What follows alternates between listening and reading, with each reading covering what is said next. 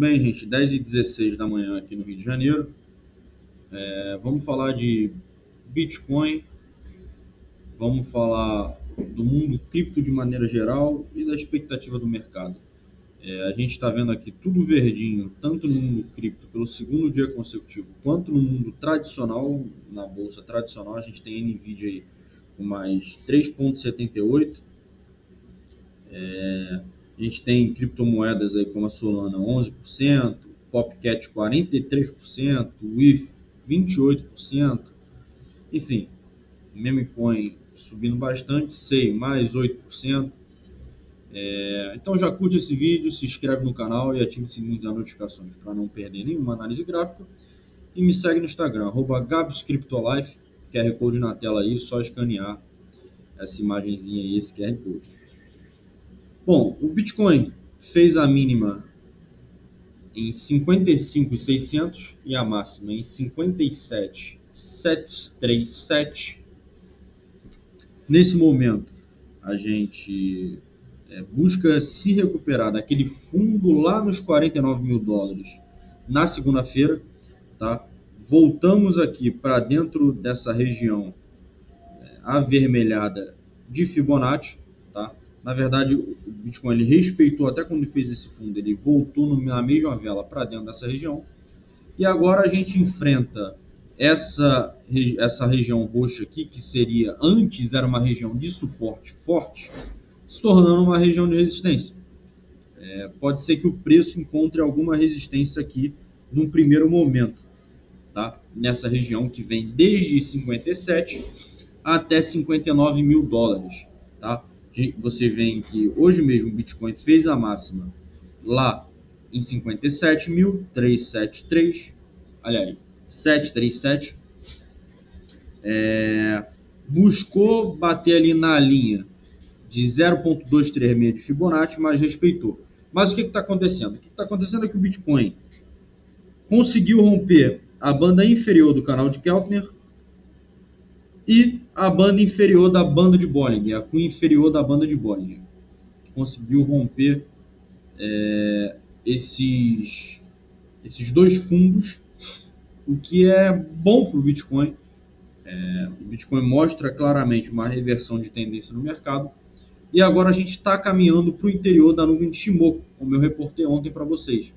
Por mais que a gente encontre certa resistência num primeiro momento nessa região, em condições de temperatura e pressão normais, o preço ele vai voltar aqui, tende a voltar para o interior da nuvem.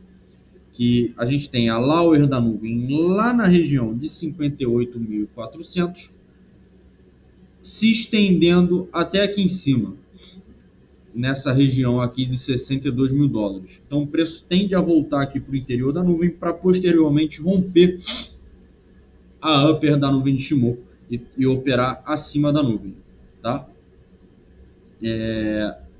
O DXY, que é o índice que mede a força do dólar americano, mais uma vez, que deveria normalmente ter essa correlação com o Bitcoin, segue anormal, porque o DXY no diário sobe 0,25, enquanto o Bitcoin também sobe 1,79. E como eu falei, desde segunda-feira, isso é anormal para esse gráfico do DXY.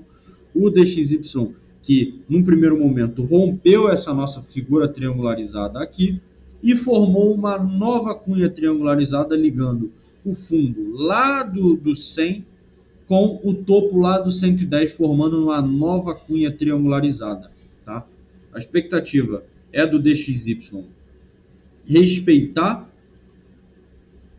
a mediana do canal de Keltner, talvez vir buscar esse suporte aqui de 103,7, rejeitá-lo e vir tocar novamente no suporte de 102, tá? Para os próximos dias é essa a expectativa do DXY.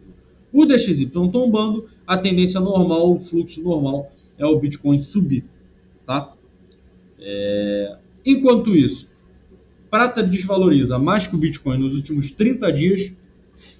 Isso não quer dizer que você investir em prata seja algo ruim, né? Ouro, prata e o Bitcoin são os três ativos que mais podem trazer segurança a longo prazo em relação à desvalorização monetária, enfim, em relação à instabilidade política de países tá? Mas já mostra a força do Bitcoin, porque a prata sofreu mais do que o Bitcoin nos últimos 30 dias. A gente viu empresas tradicionais da Bolsa caindo 30%, tanto quanto o Bitcoin. A Nasdaq, se eu não me falha a memória, chegou a cair absurdo também. Enfim, a gente viu bolsas tradicionais, ações tradicionais despencando na bolsa, levando desespero para todos, enquanto o Bitcoin teve esse desespero, mas nesse ciclo que o nosso padrão correcional estava na casa de 20%, 25%, buscar 30% em um dia e se recuperar em 14% no dia seguinte não é algo desesperador, pelo contrário. Enquanto isso, eu falo para vocês sobre isso aqui. Lorde Vinheteiro recompra Bitcoin na alta após se arrepender de vender na baixa. Esse cara é um meme, né, ambulante, não sei se vocês sabem quem é esse sujeito aqui.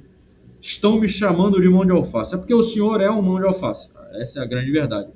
Ele, basicamente, tanto quanto o primo rico, vendeu os bitcoins na alta e rapidamente se arrependeu, recomprou. Ele vendeu 6 bitcoins a 51 mil dólares e voltou pagando mais caro a 54 mil dólares quando ele viu o mercado corrigir.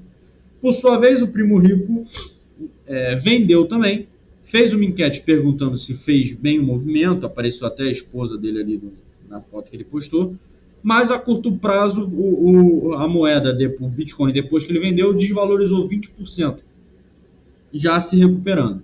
Então, por isso, alguns podem acreditar que ele fez certo, caso ele tenha escolhido o timing correto de vendeu e recomprou de 20%, mas talvez ele tenha ficado de fora, não recomprou, diz ele que vai recomprar, que ele ainda acredita no Bitcoin. Mas aí isso acontece, enquanto a gente tem esse tipo de gente vendendo, e o mais bizarro do que isso, sardinhas vendendo, varejo vendendo, a gente tem baleias arrecadando e acumulando 23 bilhões de dólares nos últimos 30 dias. Não só em Bitcoin. Aqui, baleias de token XRP acumulam mais tokens em meio da queda. Reporto para os senhores. Algo está acontecendo. Detentores de Bitcoins arrecadam 23 bilhões nos últimos 30 dias. Eles não só estão arrecadando, como eles transferiram mais de 400 mil Bitcoins para carteiras seguras nos últimos 30 dias. Enquanto a gente vê um mercado de medo, com sardinhas vendendo, com influencers, como foram esses dois casos aí, vendendo, a gente vê grandes players do mercado acumulando Bitcoin, inclusive detentores de ETF comprando Bitcoin. Muito arriscado, ao meu ponto de vista, pela minha análise, é muito mais arriscado não estar posicionado nesse momento do que estar posicionado e enfrentar uma queda. É muito mais provável que a gente tenha feito uma armadilha de urso aqui nessa região, tá? E atingir o fundo nesse ciclo aqui para agora iniciarmos o nosso pump, tá? Então, ao meu ponto de vista, é mais arriscado vocês saírem nesse momento do que está esbarcado, até porque aqui o preço rompeu a banda inferior, a cunha inferior da banda de Bollinger. Independente de como esteja o mercado, sempre é um péssimo negócio vender quando o preço toca a banda inferior da banda de Bollinger, a cunha inferior da banda de Bollinger. Historicamente, graficamente, isso já foi provado. Então, por mais que vocês queiram sair, reporto para os senhores, não saiam nesse momento. Espera o preço voltar para o interior, como está aqui, para sair. Espera o preço bater na mediana, espera o preço encontrar o momento. Não vão de acordo com o medo do mercado, com o medo irracional do mercado, por meio de uma possível recessão americana, que basicamente, quando a taxa de juros americana for cortada e vai ser cortada, o preço de Bitcoin vai para a lua. Resta saber se um corte na taxa de juros americana não vai impactar a inflação americana. Porque o que está fazendo a taxa de juros estar alta? Por que o Fed não cortou a taxa de juros antes? Justamente para tentar segurar a inflação americana. Porém, por outro lado, isso desestimulou os juros, o empréstimo bancário com juros baixos, desestimulou o mercado, desestimulou a economia. Então, tira lá da cá, porque aumenta os juros, aumenta os juros, diminui a estabilidade econômica no mercado, mas segura a inflação. Diminui os juros, diminui o consumo, aumenta o consumo, mas existe um risco da inflação. Então, muito complicado, mas é sempre bom vocês olharem o que está acontecendo com esse comportamento das baleias, tá? É importante monitorar, porque claramente eles estão tendo uma tendência de acumulação, um comportamento de acumulação. Enquanto isso, o nosso índice de medo e ganância, que chegou a ontem estar no medo extremo, volta para a área do medo ali no 29, já subiu bastante. A gente chegou a estar aqui em 74 na ganância na semana passada, na semana retrasada.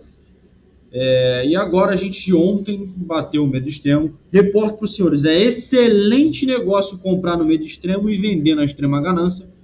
É um ótimo indicador, vocês têm que olhar esse indicador e fazer a congruência dele com o gráfico. E reporto mais uma vez, parem de olhar o cenário no diário e olhem o macro, olhem o semanal, olhem o anual, olhem o mensal, para vocês entenderem a dinâmica do mercado. E eu vou falar sobre isso aqui para vocês. Mas antes eu quero terminar minha linha de raciocínio sobre o índice do medo e ganância. Comprem os sons do canhões e vendam os sons de violino. É basicamente isso. É esse ditado que é um lema de vida, porque o mercado é irracional. As pessoas, basta uma falha errada, um medo de uma recessão que todo mundo começa a vender, e você vê o Buffett vendendo 50% das ações, nem quer saber porque ele vendeu, começa a vender também, porque certamente se ele está vendendo é porque ele sabe de alguma coisa. Esse é o pensamento do mercado. Se o primo rico vendeu, eu tenho que vender. Se o Lorde Vinheteiro vendeu, eu tenho que vender. E basicamente isso liquida o preço. A gente viu aí bilhões serem liquidados, levando o preço para o medo, sem nenhuma análise gráfica junta. Porque se a gente olhar a análise gráfica, a gente vai ver que basicamente a gente teve no semanal as nossas ondas de Elliott se formando bem. A gente tem aqui a primeira, segunda, terceira, quarta e quinta, sendo que essas ondas de Elliott foram traçadas no diário. Então, a mesma onda de Elliott traçada no diário, muito mais vigente que no semanal, também serve para o semanal. Primeira onda, segunda onda, terceira onda, quarta onda, essa aqui seria a nossa quinta onda, mas fomos buscar um fundo aqui, tá? Então, continuamos nessa quarta onda, um pouco mais turbulenta, mas não perdeu essa vigência nem mesmo no diário. Aqui segue o jogo, seguimos em relação à nossa quinta onda, seguimos com o nosso padrão xícara bem formado e, mais do que isso, seguimos com esse padrão de bandeira também bem formado. A gente está com esse padrão de bandeira bem formado, tá? Um mastro bem desenhado que vai entregar no semanal um mastro proporcional a esse. Então não tem motivo para se desesperar. O nosso RSI no Bitcoin aqui no diário ainda indica compra, tá? A gente sabe que, historicamente falando, as pessoas gostam de comprar entre o 20 e o 50. Então, o nosso RSI ainda indica compra, está ali na casa do 37, mas vocês poderiam ter comprado aqui embaixo, tá? Eu continuo me posicionando e vou continuar, mesmo acabando o dinheiro, enquanto tiver alguma coisinha, a gente vai se posicionando para poder surfar essa onda aí. Façam suas próprias análises, estejam bem posicionados. Solana deu uma oportunidade de compra, rompendo aqui a cunha e chegando lá na nossa, estressando lá a nossa LTB da bandeira, a nossa base inferior da bandeira, oportunidade de compra. O RSI chegou aqui gritar para vocês aqui embaixo no 20, agora já está no 47. Solana continua voltando. Não vou falar de Solana nesse momento, só quis passar aqui para dar uma olhada. Se vocês quiserem, comenta aí embaixo Solana, que eu trago uma análise gráfica para vocês, tá? Mas eu vou ficando por aqui. Basicamente era esse o papo que eu queria fazer para vocês. Vocês precisam enxergar o cenário macro. Quem tem medo de operar no mercado, clica nos nossos materiais aqui embaixo, o link está na descrição. O nosso e-book para te ajudar principalmente a entender esse cenário todo, a olhar o cenário macro, a operar numa corretora de maneira segura. Tudo bem? Vou ficando por aqui. Bons trades para vocês.